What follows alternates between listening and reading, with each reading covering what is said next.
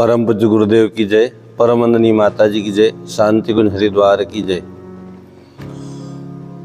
भाइयों बहनों, आज हम सभी परम पूज्य गुरुदेव की वसीयत विरासत की पुस्तक से परम पूज्य गुरुदेव के जीवन के उन संस्मरणों को यहाँ पर याद करेंगे। परम पूज्य गुरुदेव जब हिमालय गए तो दादा गुरुदेव के निर्देश उन्हें प्राप्त हुए। परम पूज्य गुरुदेव अवलखड़ा में निवासरत थे, अपनी साधना में लीन थे और मिशन के कार्यों को किस रूप में आगे बढ़ाएं, ऐसा मार्गदर्शन दादा गुरुदेव ने परम पूज्य गुरुदेव को दिया। परम पूज्य गुरुदेव अपने गुरुदेव की बात को सुनकर अपने आगामी जीवन को आगे बढ़ाते हुए मिशन को, गायत्री परिवार को कैसे आगे बढ़ाया जाए, कैसे भगवान की योजना को धरती पर अवतरित किया जाए, इस उद्देश्य को लेकर वो मथुरा गए। वहाँ पर उनने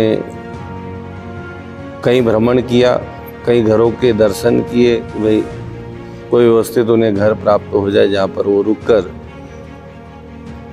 साहित्य का सृजन कर पाए, आगामी भगवान की योजना को धराधाम पर उतार पाए। उसके लिए उन्हें अभियान चलाया। वहाँ पर ढूंढते ढूंढते घिया मंडी के अंदर एक पुराना मकान उनको मिला। एक माता जी इसके मालकिन थी। उनने उससे पूछा माता जी से कि इसका कैसे क्या किराया रहेगा। तो उस ज़माने में वो माता जी ने परम पूज्य गुरुदेव को घर 15 रुपये मासिक पर उनको किराए से दिया। जैसे ही गुरुदेव ने हाँ भरी, तत्काल माता जी बड़े प्रसन्न हुए। गुरुदेव ने 1 महीने का एडवांस भी उनको तत्काल दे दिया। अब परम पूज्य गुरुदेव ने सोचा कि भाई 15 कमरे का मकान है, 3 मंजिला, और उनके अनुरूप भी है जितना उनका आवश्यकता थी। गुरुदेव घर गए और अपने परिवार सहित वहाँ पर आ गए सामान लेकर। वो निवास वहाँ करने लगे। उस ज़माने में उस घर के अंदर लाइट नहीं थी, लालटेन से ही काम चलाते थे। तो जैसे ही परम पूज्य गुरुदेव रहने आए तो आसपास के लोगों में कानाफूसी शुरू हुई। परम पूज्य गुरुदेव ने उनसे पूछा कि भाई क्या बात है। उन्होंने कहा साहब, ये जो मकान है ये बड़ा डरावना है, इसको भूताहा मकान बोलते हैं। यहाँ पर भूत वास करते हैं, यहाँ पर प्रेत आत्माएं रहती है, और अभी तक जो भी इस मकान में रहा उनको अपनी जान से हाथ गंवाना पड़ा, धोना पड़ा। अब परम पूज्य गुरुदेव ने सोचा कि भाई रहना तो यही है। तो गुरुदेव अपने कार्य में तल्लीन थे, गायत्री साधना उनकी नियमित थी, उपासना का जो क्रम था।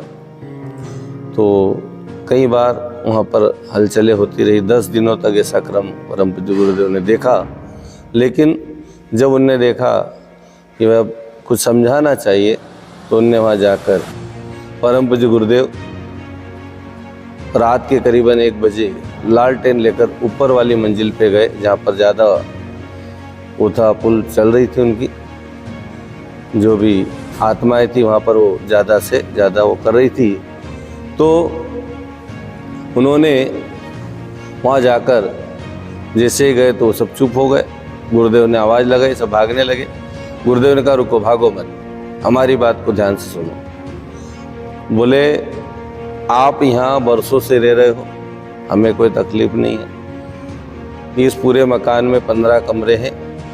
ऊपर के 7 कमरे आप वापरो, नीचे के 8 कमरे लगभग हम वापरेंगे, और आप को हम परेशान नहीं करेंगे, आप हमें परेशान नहीं करेंगे। सारे जो आत्माएं थी अलग अलग रूपों में, उनने मौन स्वीकृति दे दी, कोई जवाब तो नहीं दिया, लेकिन गुरुदेव ने मान लिया कि मान गए हैं। और जब वो वहाँ से गुरुदेव नीचे आए, दूसरे दिन से सारी हलचल बंद हो गई और बढ़िया सा वातावरण रहा। वो अपना काम करते और ऐसे गुरुदेव की निरंतर वहाँ पर लगातार साधनाएं चलने से और अखंड ज्योति का लेखन, आर्ष ग्रंथों का वहाँ पर सृजन प्रारंभ हुआ। साधना, स्वाध्याय और साथ में यज्ञ का प्रभाव ऐसा रहा कि उन प्रेत और भूत आत्माओं को भी मुक्ति मिली। परम पूज्य गुरुदेव ने ऐसे कई जीवों का उद्धार किया। कहते हैं जिंदे लोगों का तो निहाल उद्धार किया ही किया गुरुजी ने, लेकिन उन आत्माएं जो बरसों बरसों भटक रही थी उनका भी गुरुदेव ने उद्धार कर दिया। ऐसे हमारे गुरुदेव, जिनके आने से धरती स्वर्ग में बनती चली जा रही है। युग निर्माण योजना विचार क्रांति अभियान का जो शंखनाद है, उनके विचारों से पूरी दुनिया में फैल चुका है और लोग गायत्री मंत्र से जुड़कर सादा जीवन, उच्च विचार जीते हुए शानदार जिंदगी को आगे बढ़ा रहे हैं। आप सभी भी परम पूज्य गुरुदेव के विचारों से जुड़े, उनको आत्मसात करें और अपने जीवन को सार्थक और धन्य बनाएं। यही आपसे निवेदन है। साथ ही आपसे एक निवेदन और भी है कि आप हमारे YouTube चैनल प्रकाश मार्ग को सब्सक्राइब करें, लाइक करें, शेयर करें, ताकि परम पूज्य गुरुदेव के जो विचार है आप तक हम इस माध्यम से अधिक मात्रा में पहुंचा पाएँ। यही निवेदन। ओम शांति।